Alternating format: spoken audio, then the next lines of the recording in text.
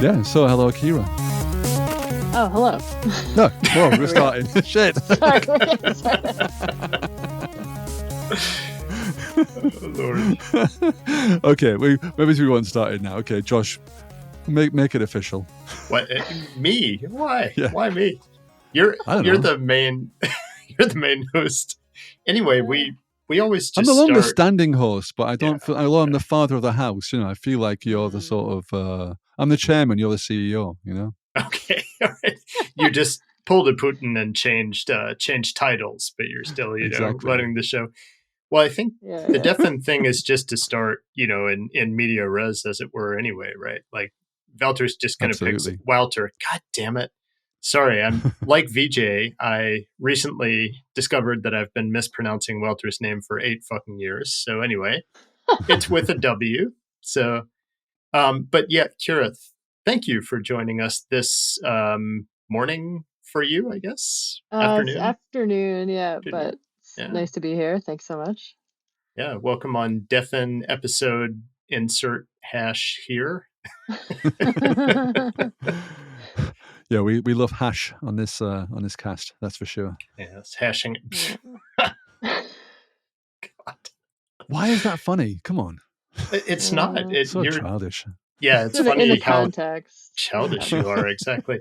But so Kira, since I invited you on this show, I mean, Ray was against it, but I really pushed. So overruled. Do you want to? Over my dead body.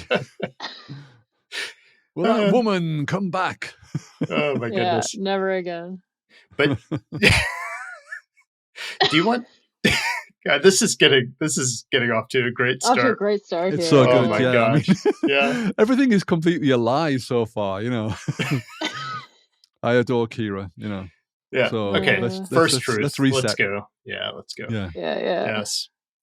But you really want me to start, Ray, because you always start. So you caught me unawares. Okay. You should start. Well, yeah. I think we're started anyway. It's fine. Yeah, that's true.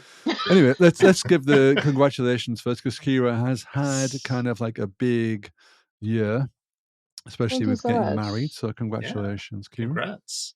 Thank you. Yeah, it's an exciting new chapter for sure. It was smart of you to name your website Kira Codes and not Kira insert surname here.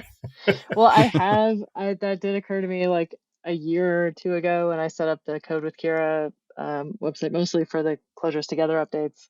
I was like engaged at the time, and I was like still not 100% sure how the naming thing was going to go, but then it was like on my radar. Yeah, but I also had KiraMcLean.com, and now I have KiraHowe.com too. Nice. Let's talk about this naming thing then, because apparently naming is very hard. It's a computer science problem. Yeah, talk about naming. What about naming yourself? Yeah, but exactly. So how does it go? I mean, Yeah, it's an interesting thing because it's like age, it's not the kind of thing that comes up like for most software developers who are men, and like I don't know. I guess I don't know. It didn't really cause a lot of issues for me or anything like that, or hasn't so far. I mean, yeah, like there's pros and cons and whatever. I live in a pretty like rural small place where it's like very common to be like the Johnsons or the Howes or the Grahams or whatever, and it's like everybody's kind of the very stereotypical little family, and so I like the idea of kind of having the like family name and the family household thing going on. And there's like some minuscule public presence or whatever out there, or like I have some like workshops and stuff like that and talks published like on various places on the internet, but they're like not super widespread. And I think it's like there's so few women in the public like software engineering space in the first place, and there are no other ones named Kira. Like I think most people just know me as Kira anyway, and not Kira McLean. Okay. So it's like Kira Howe is not that different. It's like it's like the girl who writes Closure. It's funny though. It's a cultural thing because, like you say, everyone wants to be the Johnsons or the Howes or whatever. But we're here in Belgium, where I am. Like my wife has my name, but if you were in Belgium, then it wouldn't be like that.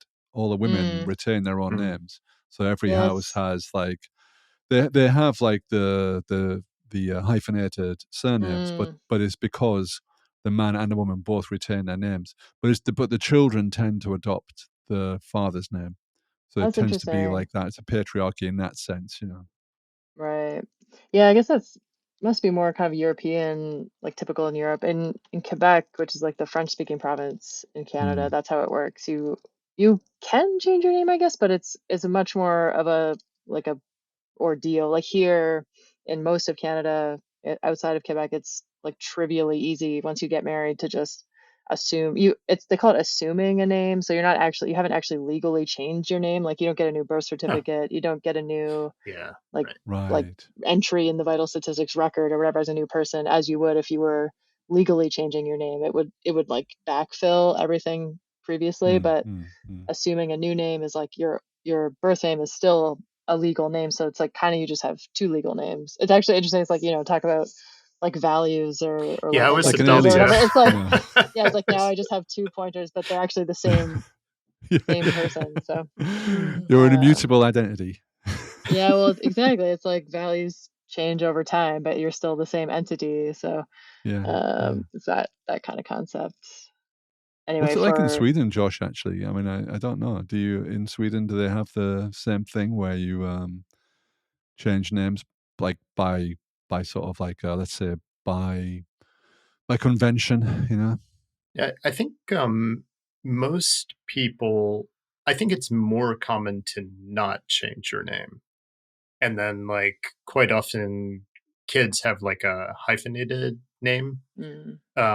But some people, like I know like more than one couple who have they've both changed their name, so they've picked a new last name, and that is the new name of their family, because they wanted their like kids to have the same name as them, so they just like you said, Kira, it's nice to have like the family name, so they're like, cool, we'll just invent a family name for our family. Yeah, that's fun. I know a couple couples who have done something like that. That's like, it's possible, but it's not as common here. But yeah, you see some of that, and you see some of the the hyphenating, or like the mom keeps the name but the kids get the dad's name kind of thing. So it would be, I think that's like the default probably, but you could probably choose to hyphenate it or something.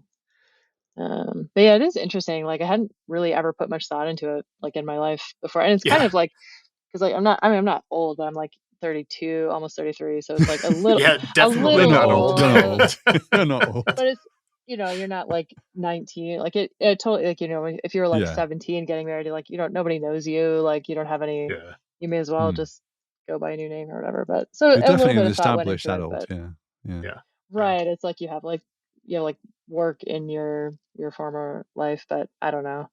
But yeah, so far like it's not been an issue. Like some people were really dramatic about it. Like they're like, oh, like you're gonna have to start your career over and nobody's gonna recognize you. And I was like, I don't think people are that dumb. Like like none of the people who care about what I work on are like incapable of processing this pretty minuscule update. Like I mean, they're all, like you said, they're all running immutable databases, so they're the thing. fine. Like, they understand the concept of change over time. Like it's not exactly not a very complicated process. So talking of which, you were at the conj last year now. Yeah, it's been January now. Yeah, it's last year. A while now. So right? Yes, I remember. I don't think you've been to the conj, have you, Josh? No, never. I've never been either. So what's it actually like to go there? Because I've talked to people who've been there, but it's I don't think it's such a huge event actually. I mean, I kind of like have this imagination in my head. It's like some sort of like Mecca where there's millions of people, but I believe that it's sort of like a relatively modest conference. I think it's, I don't actually know. I think it's probably like a few hundred. It's certainly like not thousands, but it's like, if I had to ballpark, I would be like roughly 500 people maybe go.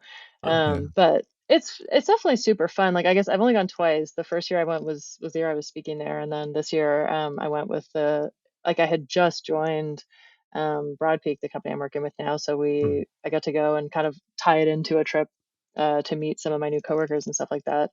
But both of the times I went, I had a really great time. It's like a chance to kind of put some faces to names. Like a lot of the big open source maintainers were there, and tends to attract like the kind of core Clojure communities. Like obviously Rich Hickey goes and Alex Miller goes and some other really familiar faces like the Clojure Camp people who I had been kind of working with. And so I like that kind of part of it, getting to like chat with the people that you work with online or whatever, face to face. And there's a little bit of that like starstruck, like, you know, you see like Rich Hickey walk in and he's just like a guy in a tweed blazer or whatever, and you're like, oh my gosh, that's Rich Hickey. It's like, oh right, like he's just a guy, like he's just a normal human. But did he have a scarf or no? Because I mean that degree of kind of, you know, elegance that he's adopted recently has been pretty attractive. Becoming very sophisticated.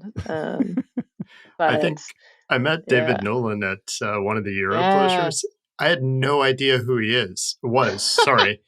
We were just chatting, like, you know, some American guy. We were chatting, you know, it was Berlin or like, something. What do you work on? And he's like, oh, I made ClojureScript. You're like, wait, what? No, I think he mentioned he had a talk later, and I was like, oh, cool, what's it about? And he was like, oh, ClojureScript, or Om.next, that's what it was. Oh, yeah. And I was like, oh, cool, how long have you been using it? And he's like, oh, you know, well, and it wasn't until much later that finally I realized who he was. Whoops. That sounds totally right. Yeah, I've encountered David. I don't think we've had like much in-depth interactions, but I find that it's like a very common posture. Like a lot of Clojure people, like obviously Rich Hickey is very recognizable because he's like a public figure, and guys like Alex Miller and Stu Holloway and stuff like that. But they're all incredibly like humble and kind and nice, and like that type of attitude I think really permeates the community and comes through. And it's true. It's like very common. Like that'll happen. You'll be talking. Like I met at this con, I got to meet Colin Fleming, who's the creator of Cursive. Friend of the show. But yeah, also just like super like genuine, kind, sincere, and like humble kind of person. Like if you had a conversation, it would never come up that he was like this like IDE genius. Like and then and then you'll be talking to them and be like, oh yeah, we like got this talk at this conference, and it's like, oh, I'm giving the keynote at like the main Clojure conference or whatever, and it's like, oh, whatever, never mind. But I used to work with David actually, and nice. Mike Fikes. Oh, right. But and they are folks. Just like you say, they're just like the sweetest guys, you know. And, I mean, when you work, especially with David, you know, he's like a really smart guy, you know. So no doubt, it pays to listen, you know. That's for sure. You're so good at listening, Ray. Well, I taught him all I know, but turns out the subset of what was different to what he knew was very small. God damn it. Taught him all you knew in an afternoon. Yeah. That is my favorite part of working with guys like that. Like it's always fun to, you know, be kind of like in the presence of people you can really learn a lot and soak up all kinds of stuff. I've been very lucky that way for sure. Yeah, I think actually, I mean, it's a, you know, I think working with Clojure people, I've always found that, people are pretty great, you know. I've been very lucky, and I think part of that, maybe I don't know, a part of it is that people tend to select Clojure, and then that somehow makes them a bit like special in some ways because it is a peculiar language, you know. I mean that in the kindest possible way because I'm part of it, so you know, I'm infected by that sort of like the bracket mind virus. Or should I say the paren mind virus? Reminds me of I was listening to your conversation with Eric Norman. I think it was the most recent one or the one before this anyway. Who was you know that kind of like there is a little bit of this I don't want to call it cultiness because it's not quite that bad, but it's this like, oh, Clojure people are awesome, and this is a very special club full of really amazing smart people, and it's like it's good. But there's pros and cons, but the pros definitely like the community is definitely, I enjoy really being a part of it anyway. Yeah, but I think it's really, I mean, I think the thing that Eric was talking about, and I think the thing that we want to promote in general is like being more like welcome to other like newer programmers and to programmers that come from like, let's say, you know, like the different most programmers arriving in ClojureScript are going to come from like JavaScript, Java, Ruby, whatever. You know, they're going to come from like different languages that have different ways of thinking about things. Yeah, totally. And I think that was the thing that Eric was kind of talking about, which was this challenge of how do you actually like get people to understand a way of thinking about stuff that's not object oriented. And it's not like, okay, now you've got to understand what what a monad is or what an applicative function is. I was like, yeah, because I wouldn't pass that interview, you know. So I know, yeah, no, totally. And that's the thing though too. Like, I really admire his approach to teaching and community building and stuff like that, because he's totally right. It's important to also like do that in a way that doesn't alienate people, such that like their first encounter with the community is like, okay, everything you know is stupid and here's the right way to do it. Like, that's not like a productive way to bring new people on board. So, but I think yeah, we're getting better at that, and there's certainly less of that in Clojure than some. Yeah, like the sort of like hardcore Lisp weenie stereotype is less pervasive here for sure. Yeah. But what's your experience like that? Because you do a lot on the data science side, right? The PsyCloj. Do you get folks coming in who are like coming from Python, or is it more Clojurists who really want to use Clojure for data science? There's a bit of both, but yeah, most of the people we encounter are not Clojure developers. So really, yeah, so it's really interesting for sure. Like, there's a lot of a lot of data people use R or Python, and R is kind of like, I wouldn't say it's similar to Clojure, I guess, but it has like some of the similar concepts, and it's like a little bit functional in the way that it kind of structures like data processing workflows or whatever by default. So it's a little bit more familiar to people. But yeah, there's definitely a huge mix. There's some people who are like new to programming, and they want to learn programming through like in data science or data analysis, kind of like, or like learn programming for that purpose. And so they'll encounter something about Clojure that piques their interest. Or there are some people, I would say the majority of the people, and it's hard to say, I guess, because at least the most active people are the most visible people who I encounter the most frequently, come to the community because there's like some aspect of what they're working on that they ran into the limitations of the other ecosystems, like the Python or R toolkits that they were using or whatever. And then found some like way to do something in Clojure, or sometimes like Java, and then discovered Clojure because they didn't like Java, or that kind of route. And then there are some people who are Clojure developers who then like choose to do data analysis work with Clojure. Like, that's kind of my situation. I was a software, just like a web developer before, and then kind of worked with these sort of like data intensive web apps, and that kind of morphed into working primarily with data and then less with web, and still do kind of a little bit of both. But that's like kind of a very blurry line these days, this whole like data engineering, software engineering, data science, data analysis, like pool of skill sets is kind of very mushy right now. Data stuff.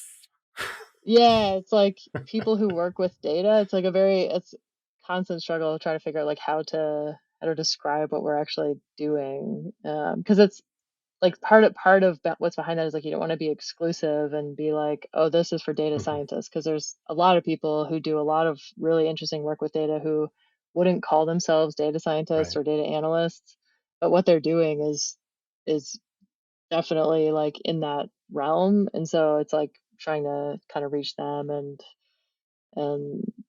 include them in these types of conversations is challenging. The funny thing is, to me, is like when I first got into Clojure, and when people were talking about Clojure, it was always about, and it still is to some extent, about, and well, to a large extent, that Clojure is data oriented. You know, that, and I think people meant by that you take a web request in, you make it's a ring, becomes a ring like bit of a map, and then you basically put it into a database, and then you get it out again later, and you put it out into transfer something, transforms it out of a map into some web page or whatever. and that's what data processing meant, you know. And then we've like moved on to this other thing, which is like, you know, essentially number crunching, you know, which is like, okay, actually, I'm not taking data from the web. I'm taking data from spreadsheets and from public data sources and from other bits and pieces, and I'm doing analysis of that mix of data and producing some aggregates and maybe inputting it into some neural nets or into some machine learning algorithm, or we'll come later onto the dreaded AI. Will we? But Do for we the have moment, to? for the moment, let's hold our fire these days without talking about LLMs. We gotta. Yeah, let's hold our fire on that stuff for the moment. Yeah. But yeah. So I mean, kind of like what do you think, like from what from your experience, is like that transition to like data, like aggregation, number crunching, data kind of like, what should we say? Yeah, the data science stuff, like versus data processing. Yeah. Do you think Clojure is standing up in that field, or is I mean, it feels to some people that the train has gone, you know, that it's too late. Yeah. But it feels like there are some people who've got this like, no, it's still okay. We can still jump. We can catch up. Yeah, that's all super interesting. That's something I spent a lot of time thinking about, because like, right, like I think in one sense you're right. Like you're never gonna like catch up to Python, as in like overtake the popularity of Python in Yeah. doing what Python does well. And it's like in that sense, for sure, like the overwhelming majority of like data processing happens in Python right now. And there's just so much infrastructure and tooling and stuff built up around that it's like you'll never reach parity. I would say like we have feature parity in terms of like what's possible to do, but it's like the higher level stuff that's or the more sort of like complicated or niche stuff that is less easy to catch up. But this is one of the conversations I had at the conch this past fall, actually, with Rich Hickey, which was like super interesting and enlightening, as like you would expect it to be.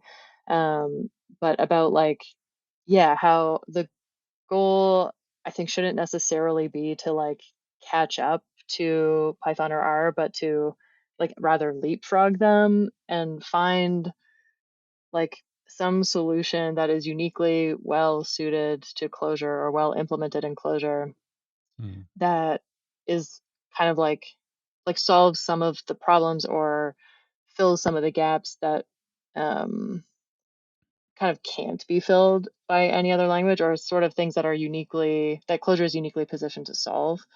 So I don't know exactly what that is or what that's gonna be or look like, is the thing, but I can totally understand that perspective, and I think it's really insightful takeaway to be like, yeah, like the goal isn't to just do what Python does, but better or faster or whatever, because that's a very marginal improvement to anyone. So like especially if you're already being productive and already working and making money doing this stuff, it's like, why switch to Clojure? Sure. And if the answer is like because Clojure is super cool, like that's not going to convince a lot of people. But if the answer is like, I know, like, and that's part of the problem, because Clojure people are kind of fanatics, right? Like Clojure developers are very very into Clojure, and I totally get it, and I totally am too.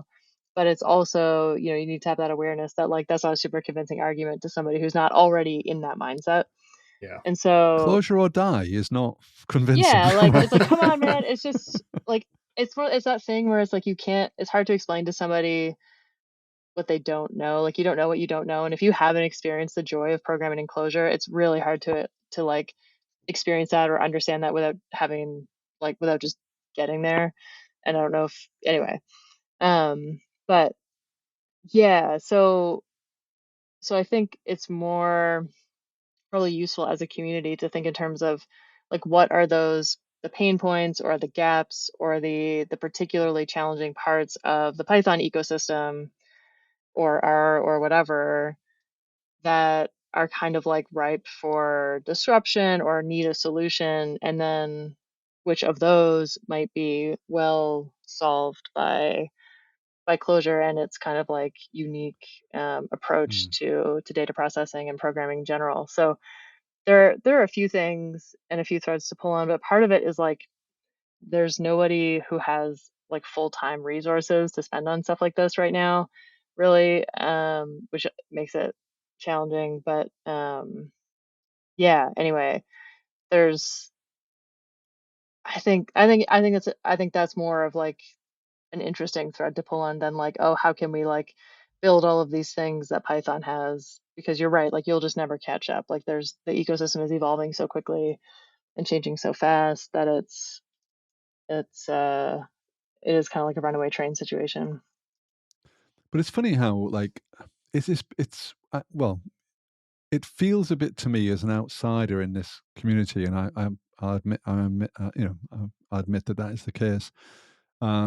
Is that Python seems to suffer from a similar kind of problem to Node.js in the sense that upgrading things and sort of package management and that kind of stuff seems to be like a sort of like quite a pain that is, I wouldn't say, well, it feels like it's burning the community quite a bit.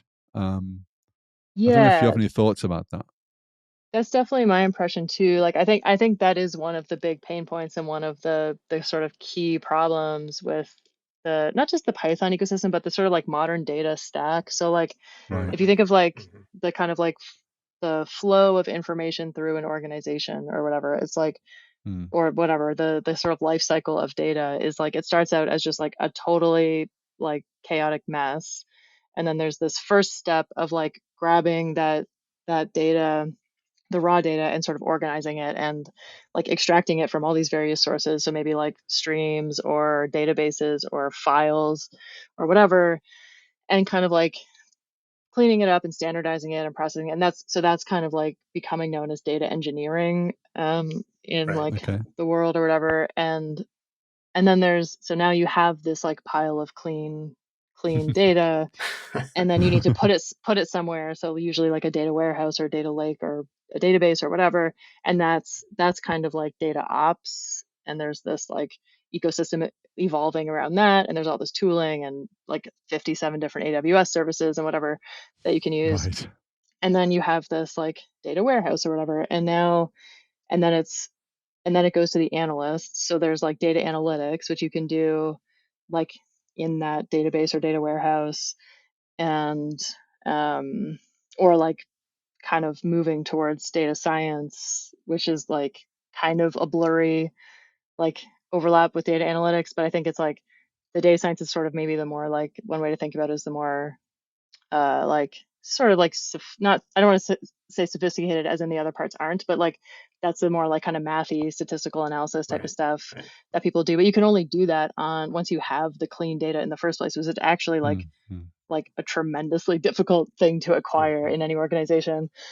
And then after the data scientist, there's like the business analyst or like business intelligence or that kind of family of jobs. And those are people who are like taking these insights from the statisticians and the analysts and like being like, what does this mean? Like as a, I could show you a billion graphs about like, here's your sales per month or here's your customer profiles or whatever, but you need that overlap with the like, the kind of like the insights of the domain or the business or whatever to kind of like extract any meaningful insights out of that. So anyway, all that to say, like right now, that whole like flow of information is like 6 different roles and takes like about 1,000 different tools, and it's a very fragmented and complex like ecosystem. And so I think that's one potential area where Clojure has a lot to offer, because there's like a lot of parts of that can be kind of unified or simplified,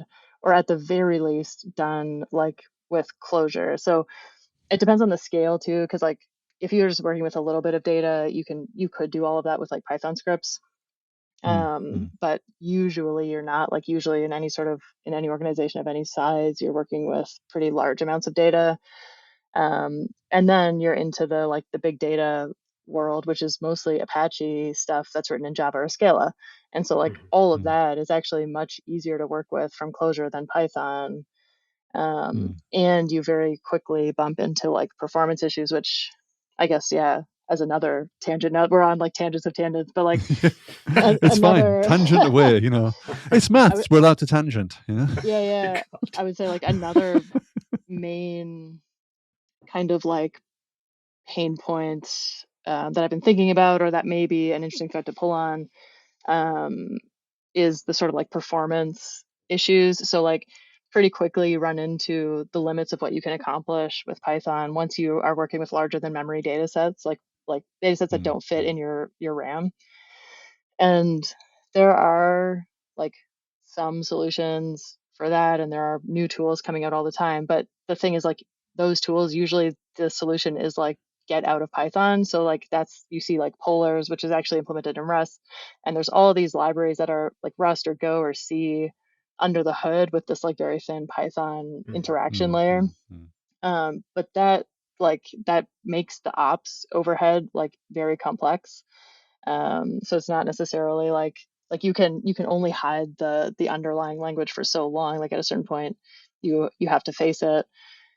And sometimes these Python libraries are wrapping, Spark or Kafka or whatever, which you can just use their native Java integrations or whatever, and then use Clojure. So anyway, I think, yeah, that kind of the current best practices for managing this modern data workflow, which is pretty typical in most organizations, is kind of a mess. And then, yeah, never mind the parts of that flow that are code. Not all of that is code, right? Some of that is database administration and orchestration and ops stuff. But the parts that are code, it's not that uncommon to see piles of Python scripts, not really organized, not very well maintained, certainly not optimized.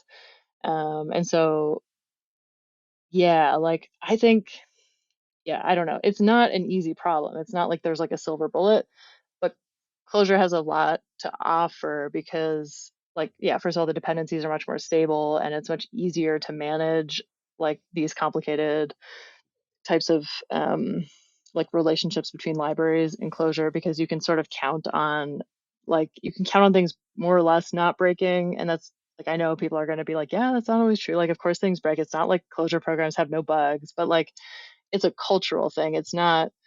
It's the culture of the community is to not screw people over it. You don't push breaking changes to your libraries and then be well, they'll deal with it. Nobody significant in the community really does that, and that's kind of where the stability comes from. And so, yeah, there's that. And then obviously Clojure has doesn't have the performance constraints of Python being hosted on the JVM. So there's a lot there to work with. It's just not obvious to me anyway yet what the solution is. It's where there's enough kind of pain to justify that kind of investment in the change.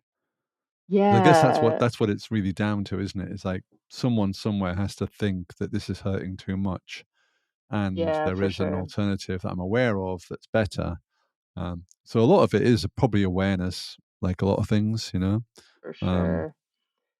And I remember quantifying. Rich, sorry, yeah, but I remember Rich was saying when he was talking about why he even wrote Clojure was because he wanted to write something in Lisp, but he couldn't do it because people wanted C++ or they wanted C, or they wanted Java, But he realized that if he could deliver essentially, the Lisp stuff on Java, then guess what, you'd kind of get all the development benefits, but then you'd have all the runtime things and all the kind of objections might float away. Now, obviously, Clojure hasn't went as big as Python, so it's not been that those kind of objections still exist, I guess, because a Lisp is necessarily a kind of somehow, I don't know why, it seems like very natural to me, but it seems like it's kind of countercultural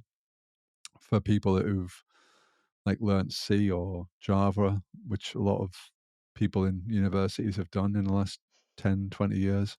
And now they're learning Python.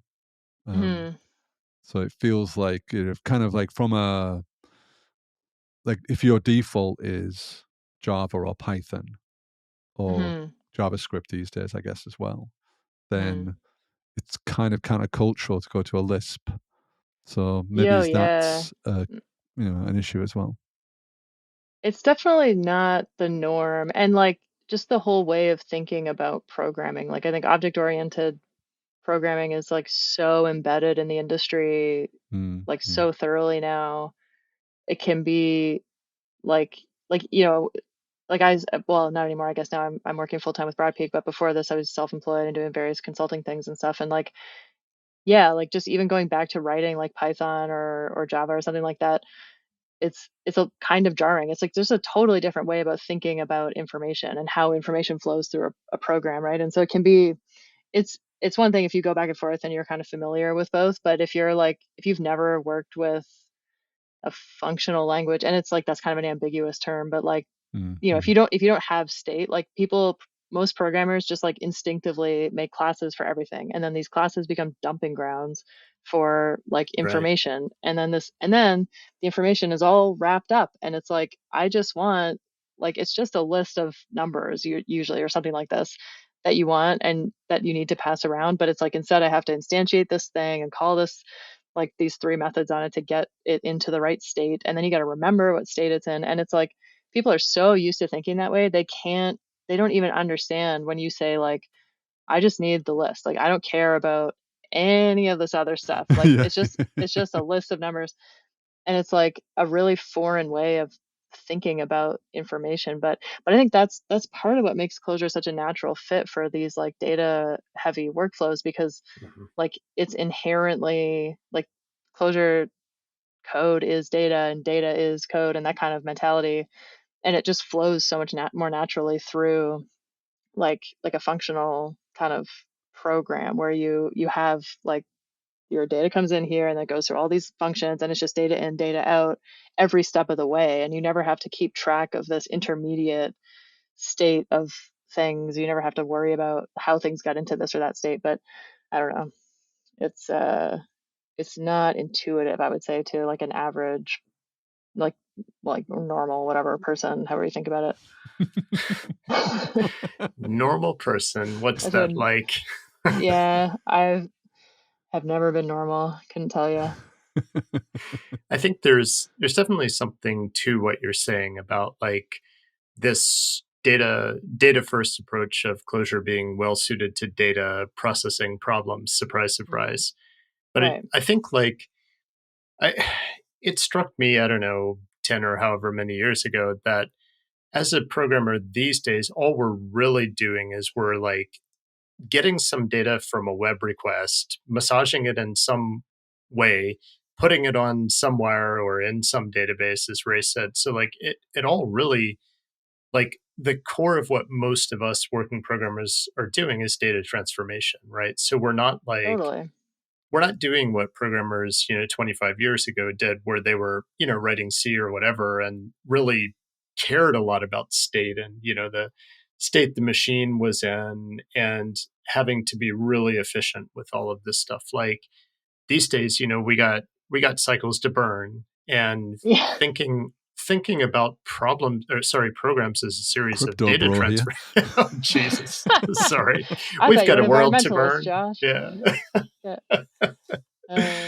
But yeah, no, I think that's a really insightful point. Like in a lot of ways, the kind of dominant paradigms in the industry, I think, are very much a product of a former era where like storage was very expensive, compute was very expensive. And so you have all this stuff around, and I think I was talking to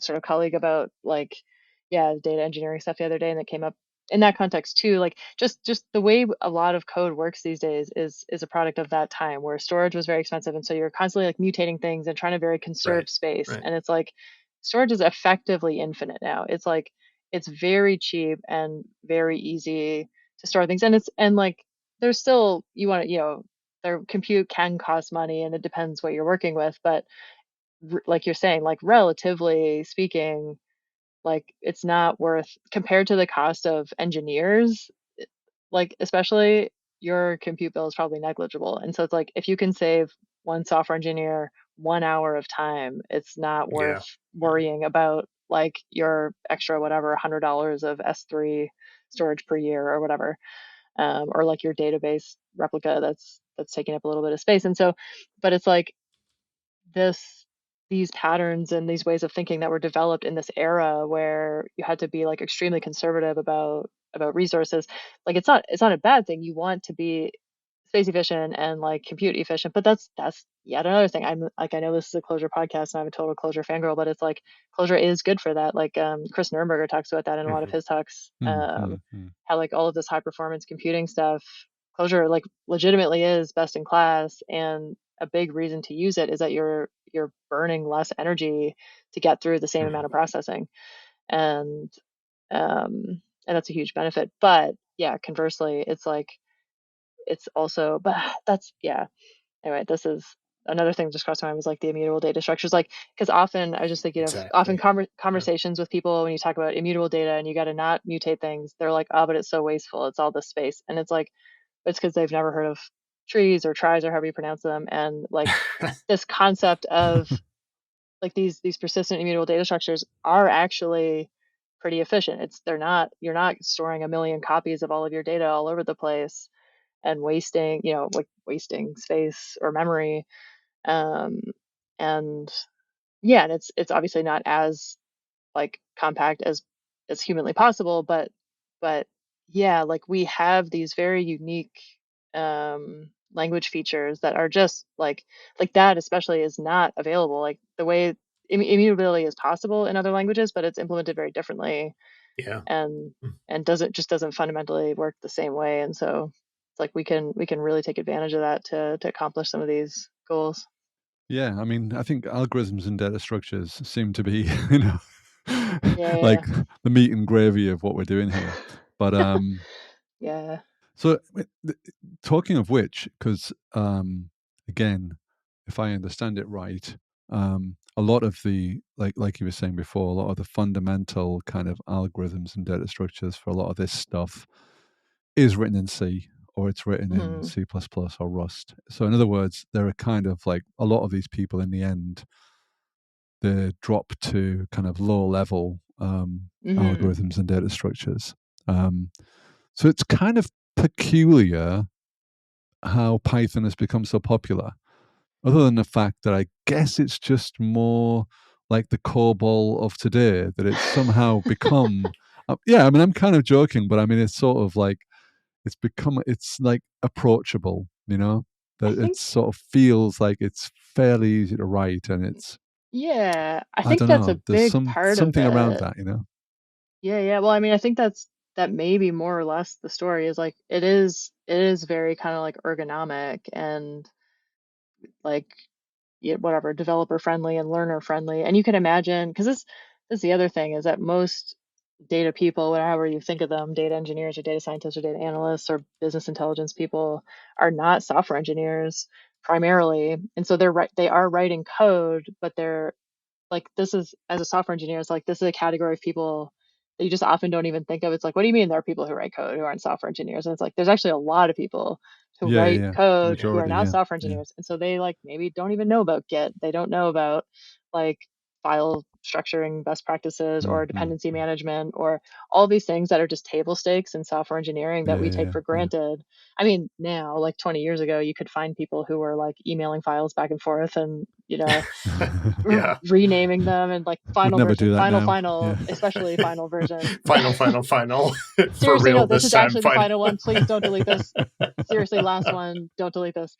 But like, luckily, mercifully, we have mostly moved past that in our industry. But yeah, like there are, if you just dropped like a statistician into like a C programming environment, it would just be like a huge mountain to climb compared to a much higher level language like Python, where it's like pretty straightforward to get started, and you can legitimately be quite productive without really knowing that much about like the fundamentals of software engineering. But I think,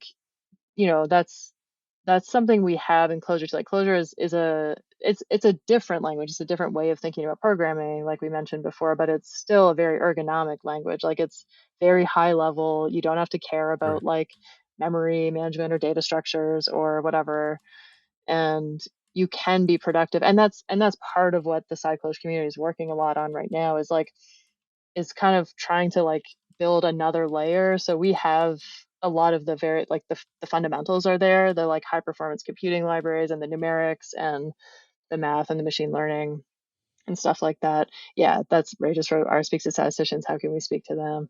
I was going to get Josh to ask that, but okay. Sorry. You're teeing me up. Thanks a lot. Oh, sorry, I blew it. I wasn't supposed to. I should hide the chat. Fourth wall, Kira, come on. Come on, you're not supposed to let them know that we're. I will fix it in post. Yeah. But anyway. So Kira, R speaks to statisticians. How do we speak to them? Yeah. I mean, yeah. So this is what it's all about, is in whatever the work that Daniel and I and the others are doing, trying to build these tools and these libraries in the Cyclosh community. And sometimes this is one of the challenging things, is like software people don't always understand. Like if you show a software engineer a certain library or whatever, they'll be like, yeah, that's totally intuitive. Like, why do we need to build this? This is a huge waste of time. And it's like, no, but like, it's not for you. Right. It's not for you. Like, and Hadley Wickham has written a lot about this. Well, wrote a lot about this like 10 years ago. He was saying, Hadley Wickham is kind of like one of the very prolific authors of a lot of R packages in that ecosystem, R for statistics and data science and data visualization and stuff like that. He's like the Bork dude of their world, or just like constantly producing so many very useful things. And anyway, yeah, he was about 10 years ago wrote in a paper like, there are all these tools and there are all these really great like ways of doing things and libraries to accomplish these tasks, but they're very oriented towards software engineers, like these very kind of like low level APIs and sort of complicated config and stuff like that. And what we really need is to simplify all that and abstract all of that away. And I think that's sometimes a tough sell. Like I was saying, like software people don't always understand the value of making things like not just simple but also easy. I'm gonna take a drink, all of you listening at home, if you want to, if that's your but I think that's one, and anyway, that's one of the things. But there is some element of like, it's really hard because there's very limited resources in the community. There's very limited time and energy, and very few people who are like actively working on this stuff. And so there's this question of like, what should we be pursuing and what is the priority? And that's something I really struggle with, because like the temptation is very strong to just like mimic what's out there, right? Because it's easier. It's like it's very obvious to look, if you've ever worked with R or Python, it's like immediately obvious what's missing. If you pick up a Clojure data science project and you're like, oh, I can't do this, and so you're like, oh, I'm going to implement that in Clojure, and now I can do this thing in Clojure. And that's one like path to pursue for developing the ecosystem. And I do think it's valuable, and I certainly don't want to knock all of the like amazing people, including myself, who are working on that type of stuff. But there is that thing where it's like the goal isn't necessarily, or maybe shouldn't be exactly, only feature parity with the R and Python ecosystems. But then that raises the much more difficult question to answer, which is like, so what is the goal, and like what should we be working on? And that's the whole like, how do we leapfrog that entire ecosystem, kind of like Datomic. Like it's like Datomic wasn't just like a better Postgres, it's just like a fundamentally different way of thinking about storing data. It's like you can't, if you're using Datomic, it's like you can't use anything else. It's uniquely suited to solve this this type of data storage need. And so it's like, that's kind of what I would like to figure out, is like, what is the like analogous type of like killer app or killer feature in like data engineering or data science that we could implement for our ecosystem, that it wouldn't be just like a better option. It would just be like, people who need to do X can only do it with this awesome new Clojure tool, or this awesome new tool that happens to be built in Clojure, which like most people who use it won't even care about, because they will not be like looking into the implementation or whatever. It's just like side effect or whatever, consequently providing. We don't. Oh no, we do that. That's right. We're not Haskell people. Clojure people are fine with side effects. Yeah. No side effects allowed. Yeah. It was Storm was like that, right? Like Storm was written in Clojure, but like the author, I can't remember the person's name now, but like it was they Nathan didn't. Mars, wasn't it? Oh, was it Nathan? Yeah. Okay. Well, that explains it. There's a through line there. Okay. Yeah. But like, I don't think he really like made a big deal of the fact that it was written in Clojure at all. Like it had Java, SDK and everything. So only Clojure people knew that it was written in Clojure. Right. And I think like that's kind of,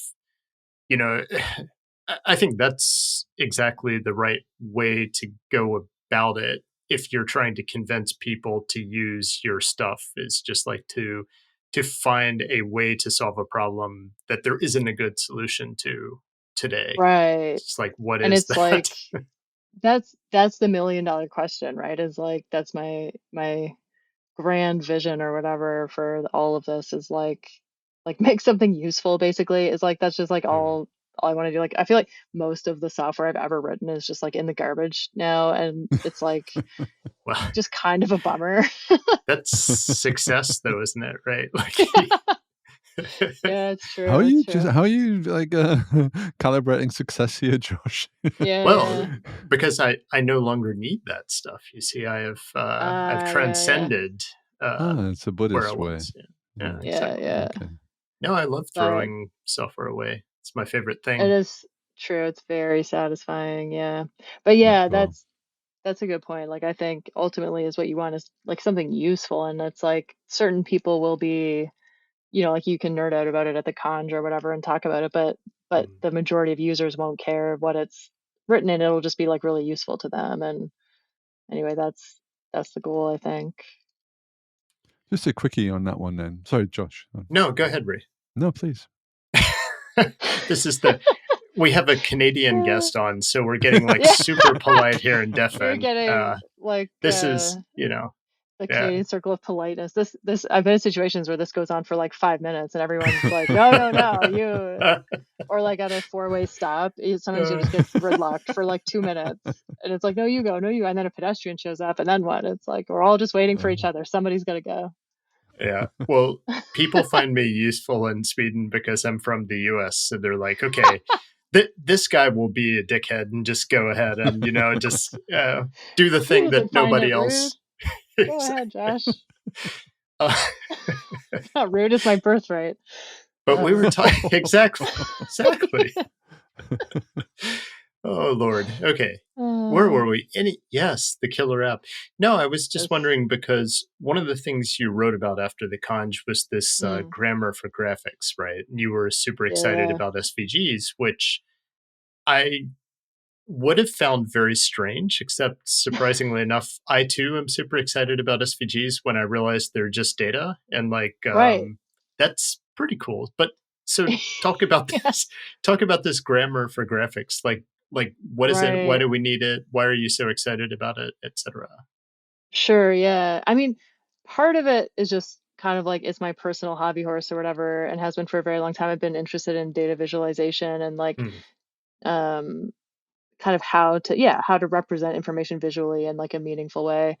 But I also think it's one of the pieces that we're kind of missing in the ecosystem, is like a robust kind of closure-y way to visualize graphics, and because it's such an essential part of the data workflow. Like as you're working with data, part of the initial steps almost always involve this like kind of exploration phase or whatever, where you're just like poking around and like how does this relate to that, and what does this look like plotted against that. And if you observe like a data scientist doing their job, or a statistician, they're just constantly like writing little things, checking, seeing what it looks like, throwing it away, writing little things, seeing what it looks like, throwing it away. And anyway, yeah, so there are ways to do that in Clojure, obviously, but they all leverage JavaScript, various JavaScript libraries on the front end. And Daniel has been implementing a lot of really amazing stuff, kind of leveraging those, but doing the grammar part in a Clojure way. But anyway, then yeah, Timothy Prattley and Chris Hauser at the last conj had this super fun, like whimsical talk about SVGs, among other things. And it made me realize like maybe SVG could be a really good solution for the graphics part of it, because I think yeah, we're making a lot of progress. I say we as if I'm contributing anything, but it's all Daniel. We have some conversations about it sometimes, but he's done just a tremendous amount of work there, among other people. Certainly lots of other people have helped out too, but yeah, the grammar part I think is more settled. And so yeah, so I guess if anyone, for those who aren't familiar, the grammar of graphics is like a sort of way of thinking about data visualization in terms of like gradually semantically building up graphics or like plots or images, like a visual thing out of data that is like layered and incremental, as opposed to like describing a plot, like picking a plot from a library. So a grammar of graphics library is not just like a collection of charts. Like if most visualization libraries are basically a collection of charts. It's like, this is how you make a pie chart, this is how you make a bar chart, this is how you make a scatter plot, this is how you make a whatever plot. And then if you want to do something that's not one of those plots, you basically can't. But the grammar of graphics is like a different approach. It's like saying add like a dot layer, and then add a line layer, and add a whatever type of scale and a whatever type of legend. And so you can build it up piece by piece in kind of like a DSL almost, that is like kind of a language, if depending how you think of languages, but it's almost like a language for describing graphics. And there are like analogous things to verbs, analogous components to like nouns, and that kind of thing. So anyway, so that is all. There's a book called The Grammar of Graphics by Leland Wilkinson, and there's a bunch of prior art by Hadley Wickham, who has also the kind of canonical implementation, which is called ggplot2, as we know. Yeah. So that part of it, the kind of like how do you describe the graphic, is like there's a lot of prior art there, and there's a lot of inspiration to draw from, and already a pretty good Clojure implementation. But then there's this thing of like, once you have the plot described, you have to actually render it, like turn it into pixels on a screen.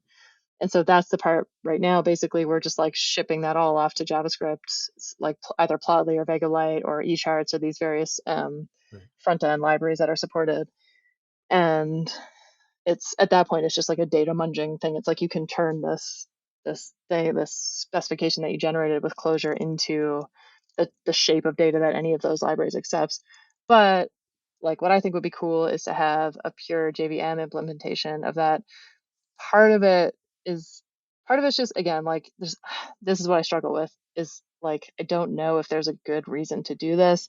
And this is my one project that I let myself work on anyway. It's like at the last conj, Rich had a little brief speech about like, do things that are fun, like don't just only code for money or work, because then you'll start hating it, which I think is really good advice. And so it's like, this is okay, like this is maybe totally useless, but it's actually just really fun and enjoyable, so I'm just gonna do it anyway.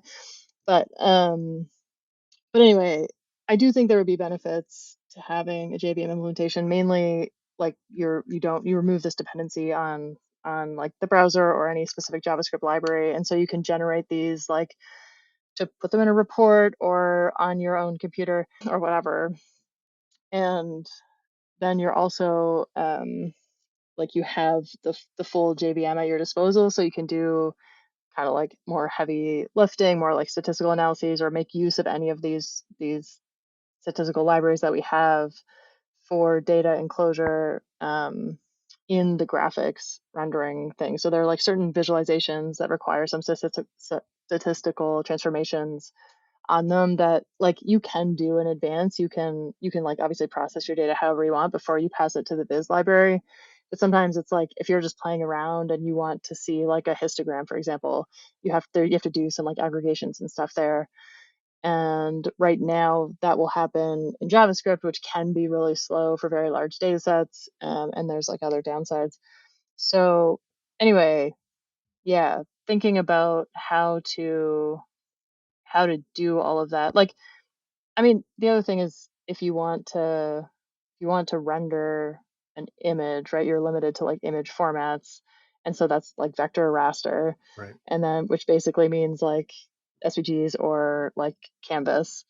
And I started going down the canvas kind of rabbit hole, but then it's truly a rabbit hole. It's kind of a mess. And there's, I think, like, yeah, a lot of other benefits to pursuing SVGs. So yeah, because like you said, they're just data, and they can also, browsers can render them. So it would be, I think, much easier to make them like accessible, with like adding all of the relevant tags and stuff like that. You could probably add like have JavaScript free ones and then augment them with JavaScript to make them interactive in a much simpler way than like anything that would be possible with a canvas. So there are some avenues there that I think would be really interesting to pursue. And that is one area that's kind of like whatever, still under active development. Like on the sort of like cutting edge of data visualization right now is like interactive graphics, I think, are not a solved problem. Like I would say like graphics rendering is probably arguably solved, and it's like maybe futile to pursue yet another implementation of that, but it's like one could do it if one were like crazy. But I think arguably interactive graphics are not like, there's not like a universally accepted best way to do it, at least, even though there are solutions. Like you can obviously do interactive graphics, we've all seen them, but it's like there's not like an ideally necessarily like super easy way to do them. So then I think we just found your killer app, right? Like maybe that's it. Just do it, Kira. Like, you know. Yeah, no problem. You know, the thing about graphics is that obviously, well, they're optimized for different things these days, it seems, but they were originally optimized for like game rendering and stuff like that, which is basically a visualization problem. You know, with people shooting each other and all these great things. What's the last game you've played, Ray? Murder. Yeah, I don't know. Really, I don't know. I've not played any games almost, so yeah, I don't play games. But I've seen people on I've seen the damn kids on the damn internets. Yeah, my kids, they play games. I could say League of Legends, you know. Yeah. That probably is already a bit kind of old. I wouldn't say Fortnite because I know that's douche, but you know. You've just offended half of our listenership now. That is probably true.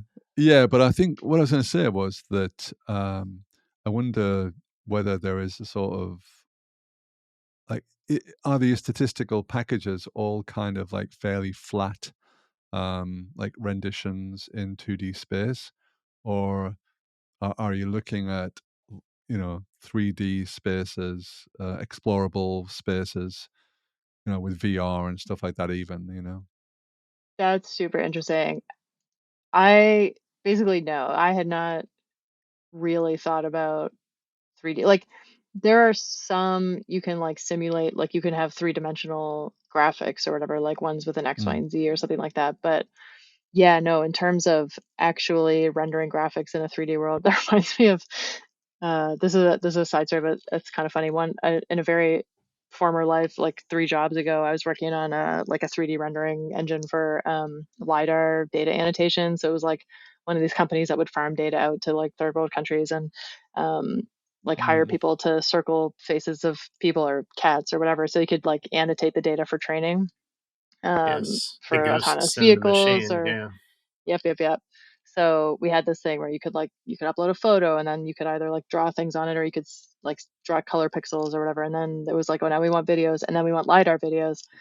Anyway, so but in one of the product planning meetings, people were like, what about this, and what if we want this, and what if we want that? And one of the other engineers was like, we can build you whatever you want. Like if you want a 3D world, where you wade through and take your data off a shelf, we can build that. You just need to decide what you want. Anyway, I thought that was hilarious. I'm picturing Does this. It have legs though? Is the question. Yeah, this 3D world. That's a meta joke. I'm sorry, that's a metaverse joke. Yes. Yeah, sorry. You're wading through your data, but yeah, that it would be interesting. But anyway, basically, yeah, no, I have not considered pursuing that. That was a real pain. At that time, we were using 3JS as like the 3D rendering thing, because it was all in a browser. So it's super powerful, but probably these days there's something better. I don't know, or maybe it's WebGL has become a bit more standardized and a bit more, it gives a bit more access to the underlying hardware. And there was because there was a whole like GL war, wasn't there? Right. And there probably is still. I mean, I'm not really aware of the GL war situation, but I know there was a sort of standardization effort around WebGL. That's super interesting. I don't know how far it is yet, but this concept of being able to, render into a 3D environment via like very, very capable hardware seems quite interesting. It does totally make sense to leverage like the purpose-built hardware for graphics rendering to do that type of intense like visualization, because yeah, for sure that was the main problem, is you very quickly bump up against the limitations of like what a browser can process. We crashed many browser tabs trying to make that work. And because the funny thing about it is it's kind of like top and tail to me, because a lot of the bottom of data analytics that Chris is talking about, for instance, is using CUDA or something similar to essentially do matrix multiplication, which is all sitting on a graphics card. And then if you want to get to the top level, with the visualization, well, use the graphics card. May as well. Yeah. The thing that it is supposedly for before people started using them to mine Bitcoins or whatever. Or this, we're not going to talk about LLMs, right? Okay, good. These things are really fast at doing math. So. Yeah, we've already been going for over an hour. I think we could. Maybe what we should do is, like, I don't know if you're up to a chat about LLMs, but because I'm guessing that a lot of people are excited about getting into LLMs these days. Well, I know they are. So, does Clojure have like a compelling LLM story? That's that's totally a fair question. I mean the answer is like sort of. There are, I guess it depends what you mean by getting into LLMs. Like I think there's a lot of people who have these probably most people who interact with LLMs like use them for things. I'm thinking about startups, who want to like use an LLM to train a model, and maybe they want to use an existing model, or they want to, I don't know enough about the kind of state of the art, but I know there's lots of startups basically trying to look at LLMs that are trying to use things in a different way, or a more efficient way, or a more like sane way, like the vegan LLM type idea, where you kind of like you consume ethical data or something, or at least you consume data the business owns, and munge that with maybe it's like the solid waste stuff. Training your own large language model, but or like using the same approach, but like it would be like a much smaller thing or something like that. Yeah, I mean, I guess to be honest, I haven't really been following. There is a conversation going on in the Clojurian Zulip instance about LLMs, and there are a few libraries coming up that I think facilitate that type of work. And there are certainly ways to like interact with existing LLMs. So if you have an external model you want to use from Clojure, that's for sure possible. But yeah, I would think it's probably pretty early days in terms of like training an LLM. And Yeah, that's an interesting one because it's like it's probably not too late to jump on that hype wagon. This is the other thing though, is like a lot of people in the closure community are kind of like averse to hype, like by nature. And so it's like LLMs, like that's pretty much the standard response. And so there are definitely people working on it, interested in it, but I would say it's not as like my general sense in the community is like it's not that they're dismissive. Like I think people recognize that they're very powerful, but people are more interested in like how can we like leverage this to be more productive and useful, and not necessarily like not as bullish on the like LLM train as the average person in the industry might be, I would say. Mm-hmm. I don't know, or maybe I'm just projecting. That's kind of how I feel. I guess I definitely find them useful, and I think like I have come around. Like 2 years ago, I was like, these are a huge waste of time and energy, and this is ridiculous. But now, like, I can see the utility. But yeah, I have not like played around with training any or developing anything like that. So, what made you come around? I mean, they just got really good. Like, I guess this is sort of related to like one of the other things I wrote about in that like Khan's reflection was this thing about like I think the role of software engineers is really already changing, but definitely will change more and more as these LLMs get better and better. Because it's like at this point they can kind of write code, like not super well and not like perfectly, but there's like less value in being able to just like churn out boilerplate now than there was before, for sure.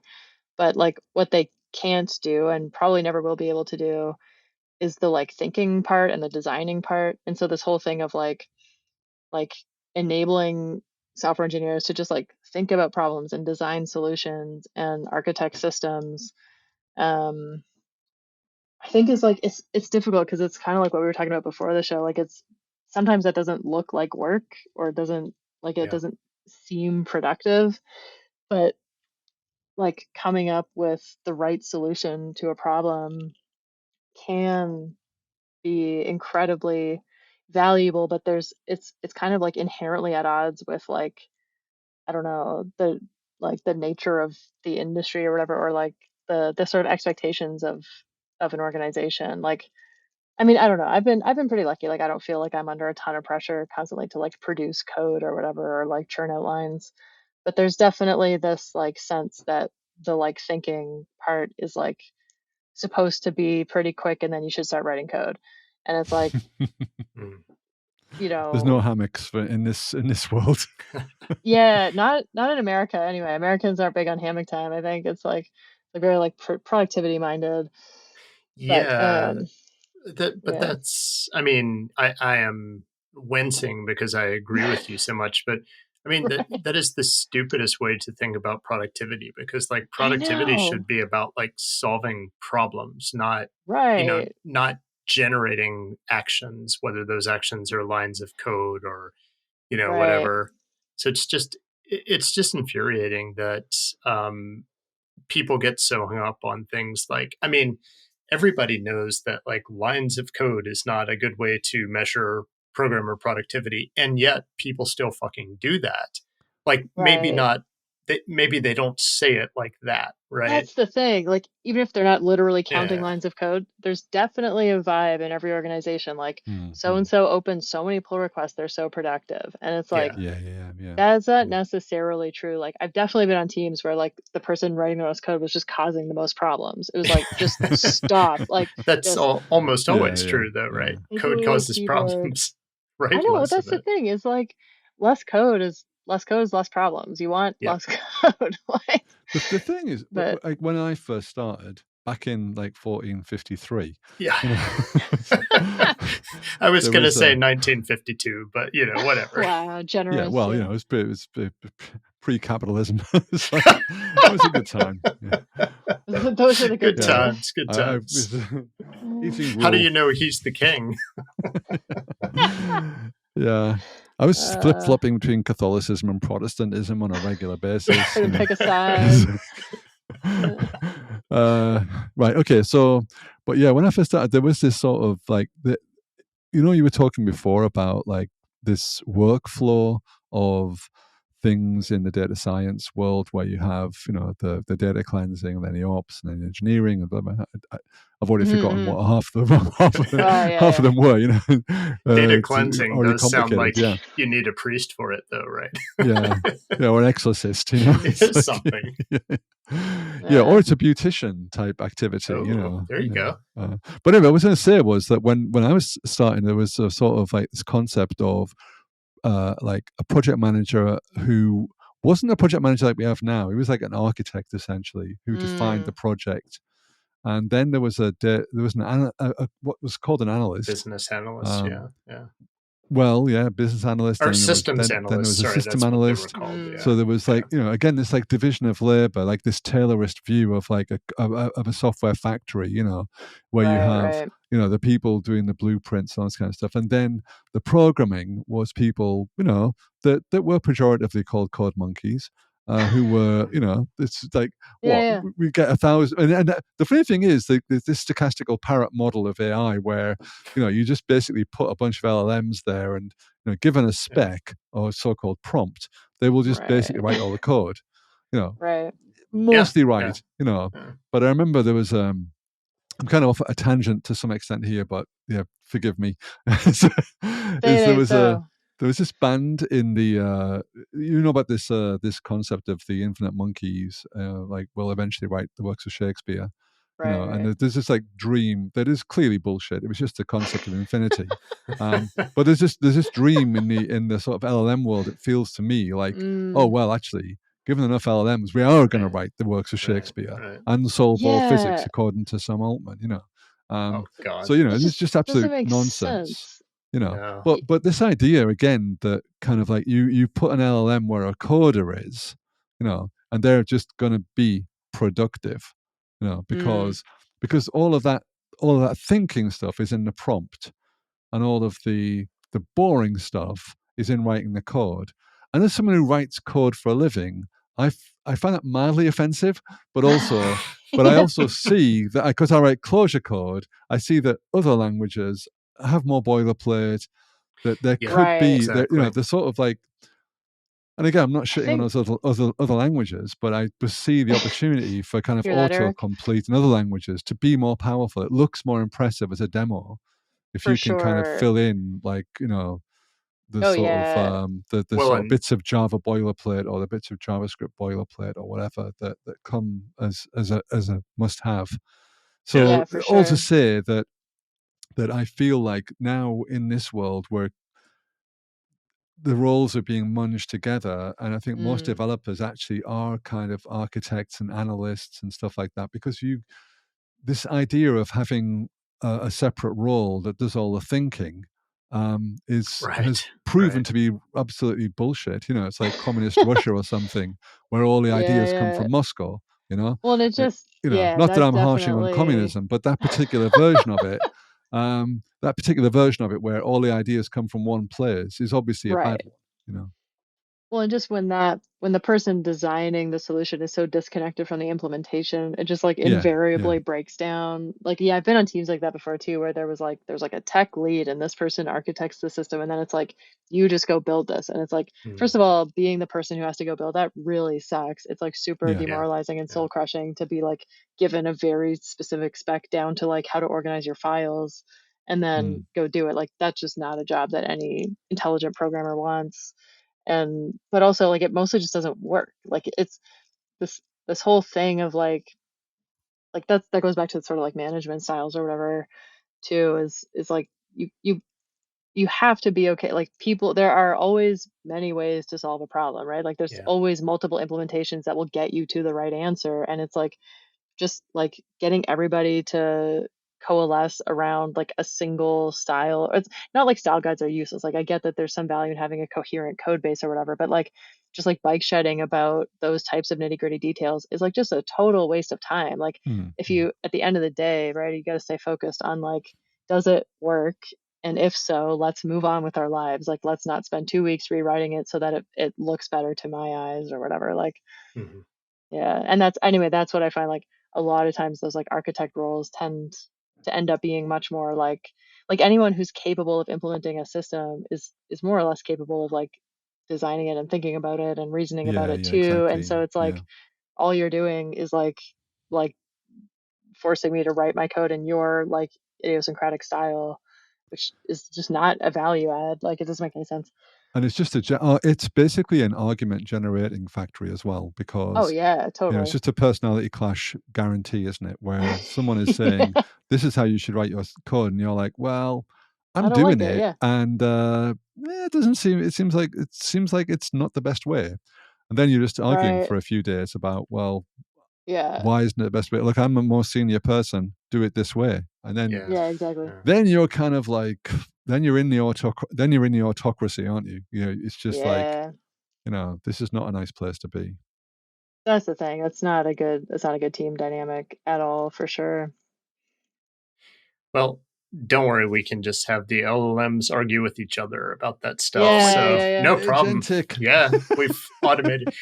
No, but I don't want to dive too deep into this, but I don't know if y'all read the like closure versus RSS feed or planet closures, sorry.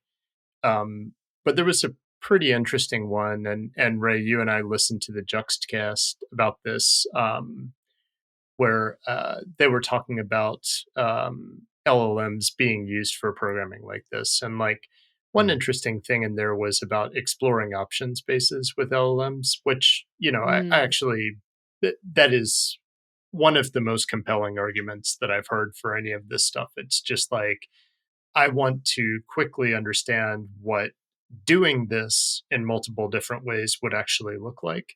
And, I think like, I completely have no idea why I said that, but yeah, No, it's having the super LLMs interesting. argue with each other, yeah.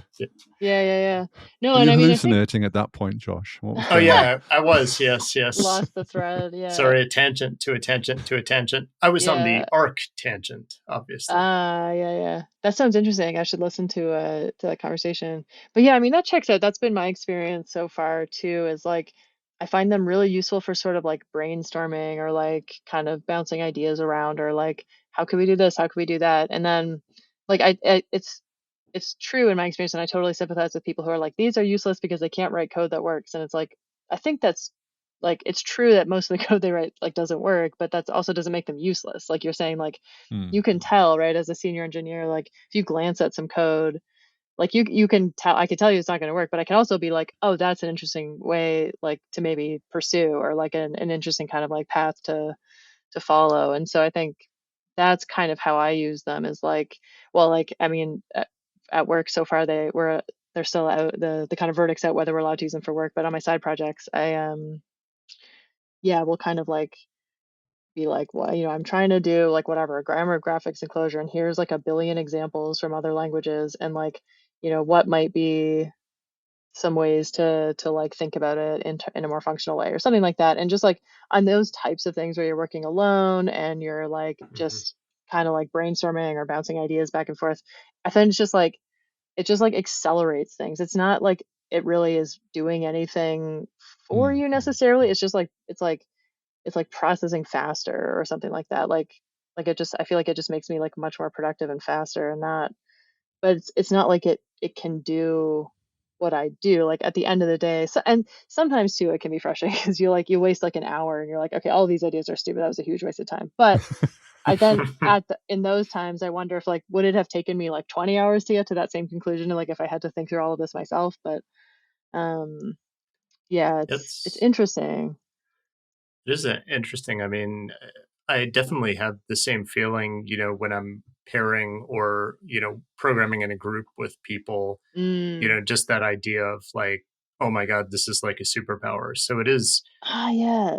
it is very Yeah. interesting. Like when you are forced to work by yourself, like, Right. I mean, all of the stupid stuff that I write for myself, I just feel like, oh, this is taking me so long. Why is this taking me so long? Yes. And so I really Yeah. like programming as a social activity. I think Yeah. the outcomes are better. Like the code is better Yeah. because you've thought through it from 100%. multiple angles, and but also it's just it's just more fun to work with another human being. So this is like, I don't Yeah. know. This is something I kind of think about as a remote worker.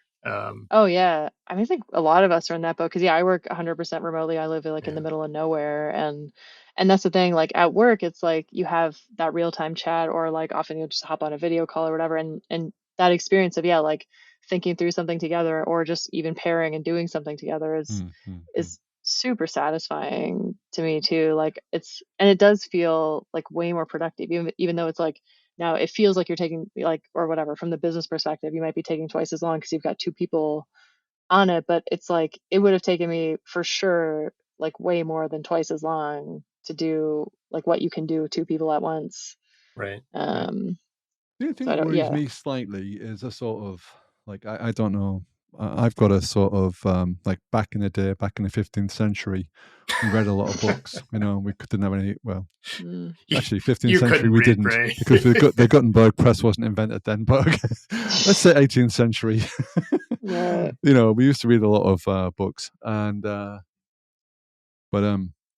the thing I find from reading books as well is that you kind of get insights or thoughts that you can't get just from absorbing summaries. You know, you can't Oh yeah. have that experience. Totally. And that does worry me these days that yeah, you can grok a lot of knowledge in summary form, but it Hmm. doesn't give you the deep level of insights that you gain or you would necessarily need to gain by spending time doing the work. And I Yeah, feel for like sure. productivity these days is some sort of a god that we're bowing down to, Yeah. and I Yeah. want to tell that 100%. god to fuck off. Sorry, but you know, I don't think that productivity is the be all and end Yeah. all of things. I think Oh, for sure. there is a sort of necessity, I would say. I mean, I think there's a sort of joy in it as well. There's a slog in it sometimes, but there's a sort of necessity for us to actually do the work. You know, No, for um, sure. And sometimes it's not even like the work, it's like you're saying like the difference between reading a book and reading the summary, like yeah, it takes longer not just because there's more text, but because you're thinking through mm, like the content and you're understanding it and your brain is like making those connections and stuff like that. Like I think there's that's the thing. Like there's a certain type of understanding that can't just be like absorbed like from a summary or something like that. Like it requires like human brain cycles to kind of process and think through. And like that's where ideas come from. And yeah, that's the thing that drives me crazy about the people who talk about LLMs, like, oh, they're gonna like save the world or come up with the next big thing. It's like they fundamentally can't. Like right at the end of No. the day, Yeah. it's just it's a random number generator. Like it's just a bunch of numbers that are spitting out their best guess, its best guess about what's the next most likely number to be in the sequence. And it's like it's not that it's not cool and it's not that it's not powerful, but it's like it's fundamentally incapable of like new discovery. Like that just doesn't make any yeah. sense. Like, you know what I mean? Yeah, that's exactly right, and that's just the thing. I mean, you ask an LLM, I don't know, to give you a summary of Moby Dick or something, Yeah. or like a Thomas Hardy novel, you know, like Jude the Obscure or Tesla d'Urbervilles, and both of which, I shook Thomas Hardy's hand at the time, and I thought it was a great job, you know, but especially something like Tesla d'Urbervilles, it's sort of like an emotional experience. You Mm, can watch the film, but it's not the same as the book, Right. you Right. know. right. And now you can like you've got these like different levels of experiences. You can get a summary off Chat GPT or some other LLM. Right. Other LLMs are available, but you but reading the book and reading like Hardy's expressions and having that emotional attachment to the real detail Hmm. is something different. And obviously science and facts are somewhat more they're more pliable in that sense to summary, um Hmm. you know but I feel still like you are losing something in not going through the details. um Hmm. now so I'm all for like accelerating our learning and having some way to absorb new information, but on the other hand I feel like cheating is still cheating, and Mm. Well, yeah. And I it's think like, it's like the teachers often said, it's your own time you're wasting, it's just like it's yeah, your own time you're getting back. I don't know where I'm going with this, right. but I'm not happy. Well, I think there's some thread to pull on there for sure. Like this kind of like cult of productivity thing is a real problem. I really like Oliver Burkeman's thinking on this. Like if he has a newish anyway book called Meditations for Mortals. Anyway, but it's like that's the thing. The fundamental thing is like the stream of information to process, or like the list of tasks to do, is not just very long, it is infinite. Yeah, and exactly. as soon as you accept that, it totally changes your perspective on life. It's like going through, like processing an infinite stream of tasks faster is not going to get you to the end any faster. It's just, you're just going to waste more of your life processing things. And so it's like what is right, like when you're reading something or when you're listening to something, like what is the goal, right? It's like the goal can't be to get through the to-do list, or like read everything on your reading list. Like there is a functionally infinite amount of content to consume, and you are never going to get through it. And so it's like coming to terms with your like finite nature as a human, and accepting that like there's only so many hours in the day. And maybe that's part of it, is like, yeah, I don't know. Yeah, there are contexts where it's like in a certain thing, in a certain situation, I just want the gist of this. I just want the spark notes, and then I'm going to move on with my life. But yeah, like the goal of the point of life isn't to like get through your task list or like read all of your reading books as fast as possible. It's like the goal is to actually learn something, or like make some meaningful connections. Or like, never mind like doing other things in the real world, but like, yeah, I don't know, maybe something about that rubs me the wrong way too, right? It's like my goal when I'm reading something new isn't to like get through it as fast as possible. It's to like really absorb it and process it and like internalize it. And that's just at odds with like this whole culture of like do everything as fast as possible and do everything as efficiently as possible. And it's like, that's not always the point. Exactly. I think there's a lot to be said for a deceleration, to be honest, like slowing down, and not in the kind of lifestyle coach sort of way. And I'm not trying to be sorry, I'm not trying to be flippant here. I'm really saying like you know, like I don't know, there is, and kind of going back to what we were talking about at the beginning, I don't remember whether it's on the recording or not, about that working in an environment where you kind of decide when it's ready, rather than being told you have to finish it by next Tuesday. Like there is definitely value in that. And, like taking the time to actually develop these thoughts, I think, like we're talking about, will you get your solution out there the fastest doing that? No, but, Closure took whatever 10 years to write. Datomic took 10 years to write. Whatever. Yeah.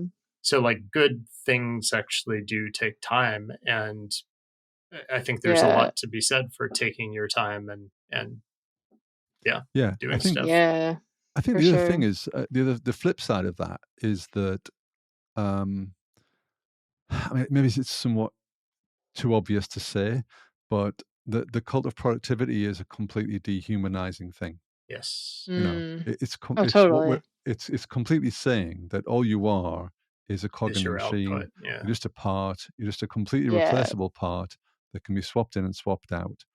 And that's unfortunately where we're kind of going with these LLMs, where people are comparing the output of LLMs to humans. And it's like, we won't need lawyers, we won't need doctors, we won't need teachers, we won't need this, we won't need that, we won't need programmers,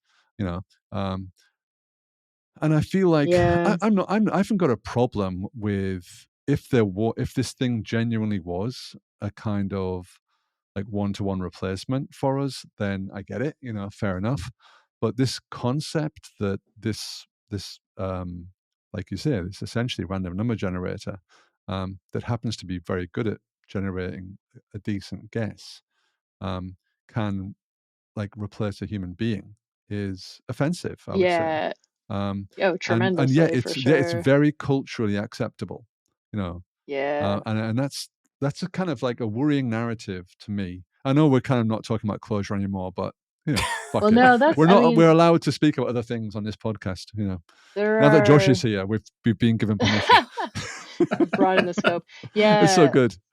Emily Bender and Tim Nate Gabrew and a few people in that kind of circle have some really interesting thoughts along those lines. But yeah, I mean, I totally agree with you. Like this whole, I mean, it's not, I don't think it's a coincidence that narrative and that mentality kind of prevails from like Silicon Valley and that very like techno utopian or dystopian, depending how you see it, like ridiculous. Yeah, like that's the thing. Like there are a large number of people who like basically like have their entire lives in Silicon Valley and like more or less don't interact with the rest of the world, and it's like it's a very weird place. And I think it's not a coincidence that like some of the ideas that come out of there are just like to like a normal person who doesn't live there like seem completely absurd, but yet they talk about it like it's totally normal.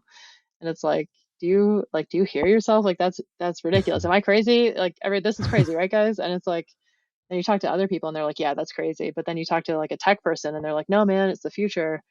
And you're like, it's very disorienting for sure. Talking of disorienting.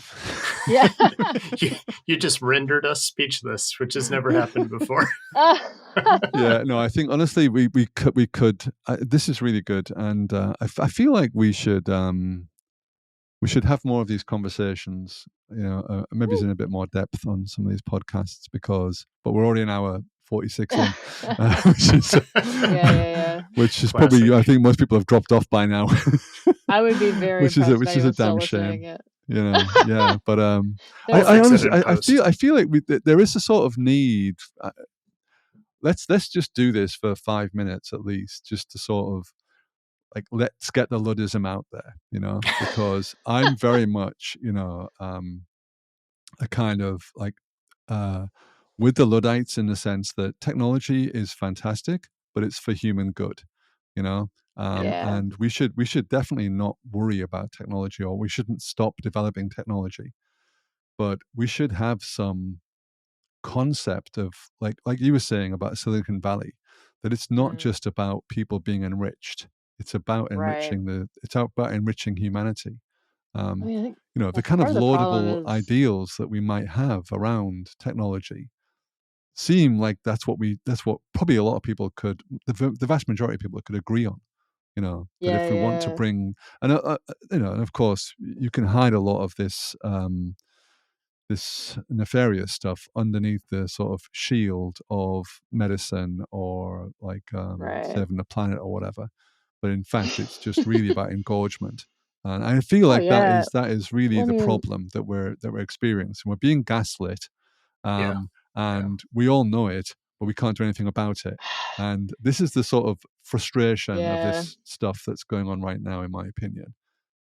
I totally agree, though. And I mean, I'm not just saying this because it's you guys, but like it's just that's the fundamental Why would you nature do that? of the like capitalist dystopia we live in, right? Is like everything is for profit, and if it's not profitable, it's not worth doing. And that it's just like that really rots like everything. Like it totally like ruins the essence of being human, right? Like the point of being alive isn't to make these rich guys richer. Like that is clearly not the point, but like that's what all of our entire society is oriented around. It's like if your minute to minute activity is not enriching somebody who is very likely already beyond wealthy, like wealthier than anybody ever needs to be, it's like deemed unworthy. It's like your work is not valued in society. You're not and it's hardcore. like yeah. well, you're not productive, or you're wasting your time. Like if you're just reading for the sake of reading, or learning an instrument, or playing with a child, or going for a walk with your dog, it's like you're wasting time.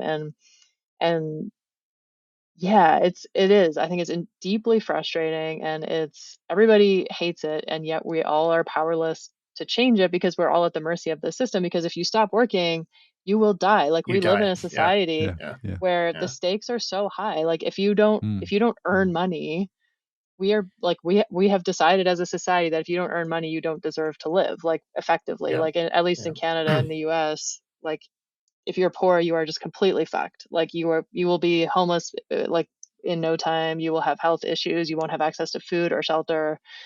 And it's like, to me, it's completely absurd and ridiculous that we live in like the wealthiest like society in the history of the planet, and yet we have like people who don't have enough food. But anyway, whatever. That's like a big soapbox. like the thing, but long, it's the slow long violence arc. of neoliberalism. But it is Yeah. like when you lay it out like that, like we are all held hostage, right? Like Well, that's work the thing. or Like, die. It's as simple as that. Work or die. And I it get to absolutely decide is. what Yeah. you work on, by the way. Yeah. Yeah, exactly. You don't get to just work on things you find interesting. And I mean, you live in Sweden, for God's sake. Like, that's supposed to be the way out, you know? It's like even in Sweden. There But is no way out.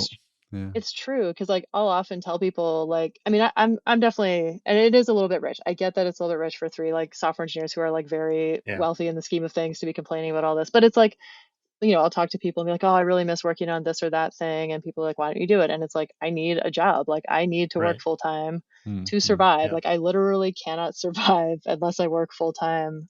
And that requires that I do the things that my employer demands. Like, that's the deal we have. I do the things they want, they give me money. Like, it would be disingenuous for me to do otherwise. And it's like, you know, I have a little bit of time on my evenings and weekends and whatever to do the things I enjoy, but and you know, I'm relatively lucky that to be able to often find work that I enjoy. But it's yeah, it's a crappy situation, because like a lot of people are in very precarious situations through no fault of their own. They're working extremely hard and doing their best and still like living on the margins of society. And it's like, but you're right, like it's not like one of the things that, you know, people say like we need to fix the system or whatever, but it's like not really. Like, it's actually working exactly as it's intended Exactly. to. It's not broken. Yeah. It's not broken at all. This is exactly the design. It's like, if you don't bend and you don't oblige, you will be marginalized and you'll pay the price, like, you know, ultimately with your life. And anyway, whatever, this is getting very grim, but you know, it's interesting to think about and talk about, because it's, to me, it's like, what can you do about that? Like one of the things I've done is like, I live in like the middle, I live in a very small town. We bought 2.5 acres of like empty land, and the goal is to eventually like try to slowly opt out. And it's like, I don't think that's super realistic. Like, you can never like fully dissociate from like the system or whatever, but it's like, I think you can, like, by focusing on like your community and your local environment, like you can start like growing some of your own food, and then you don't have to buy it from the grocery monopolies. You can you know, raise your kids in a small town where they know their neighbors and they're safe to walk on the streets and like go to their classroom, instead of like whatever, walking through this like chaos. And I don't know, it's very disempowering though, because it's like, what can you actually do about it? I don't know. Well, I think the way to do things about it. Well, I think first of all, I don't think it's a problem for three software engineers who are relatively wealthy to complain about it. I think we should complain about it, because we've got a bit of a platform. We've got something, you know, we're fortunate, and I think it's good to hear voices like this that are like Totally. contending with the sort of generic narrative. I think it's important to get these things out here, you know, even if we're, you know, in a tiny corner. I think it's okay. But I think the way to do things about it, is to organize in the end. Not to put too kind of like much of a what should we say, like a reference to other things that myself and Josh have done. But we have this other podcast called Organizing Tech in Sweden, which is all about Oh, cool. how tech workers have organized and become union members. Oh, And it is interesting. becoming a thing, you know, that that is happening. Obviously, we're in a weaker position in many firms than we were like 40, 50, 60 years ago, prior to the kind of neoliberalism of the modern age. But Right. it's still something we can do, you know, and it's That's something that we should interesting. see that's on the table, you know.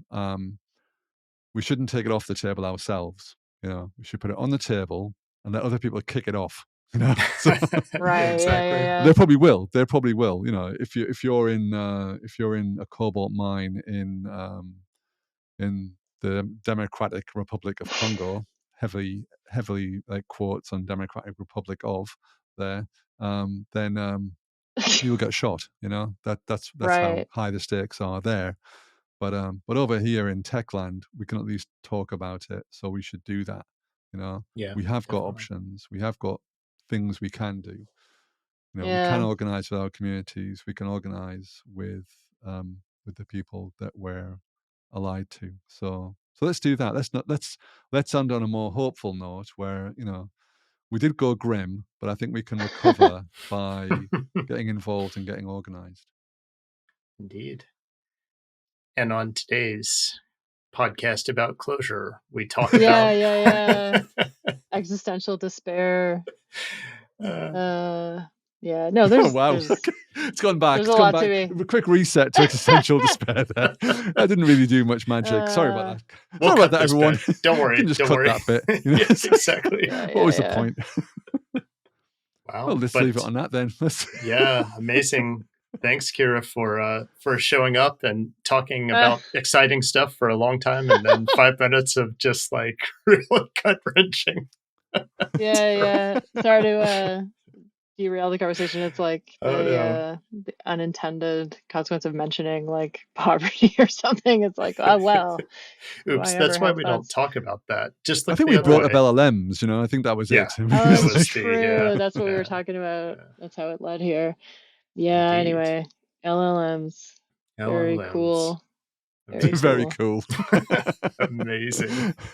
They're going to solve all they our brought problems, value to their shareholders, so that's great, isn't it? Yeah. Nice. On that happy note, we'll stop the recording here. Thank you for listening to this episode of DefN. And the awesome vegetarian music or the track is Melon Hamburger by Pizzeri. And the show's audio is mixed by Wouter Dullert. I'm pretty sure I butchered his name. Maybe you should insert your own name here, Dullert. Wouter. If you'd like to support us, please do check out our Patreon page, and you can show your appreciation to all the hard work or the lack of hard work that we're doing. And you can also catch up with either Ray, with me, for some unexplainable reason. You want to interact with us, then do check us out on Slack, Clojurian Slack or Clojureverse, or on Zulip, or just at us at DefN Podcast on Twitter. Enjoy your day and see you in the next episode.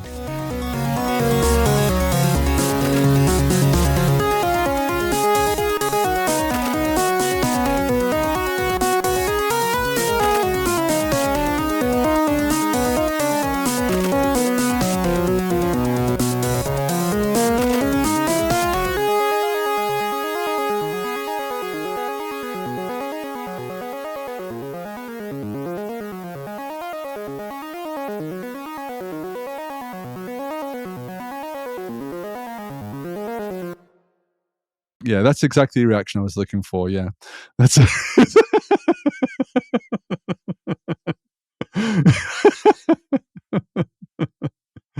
Yeah, for audio listeners, she was yawning all the way through that part.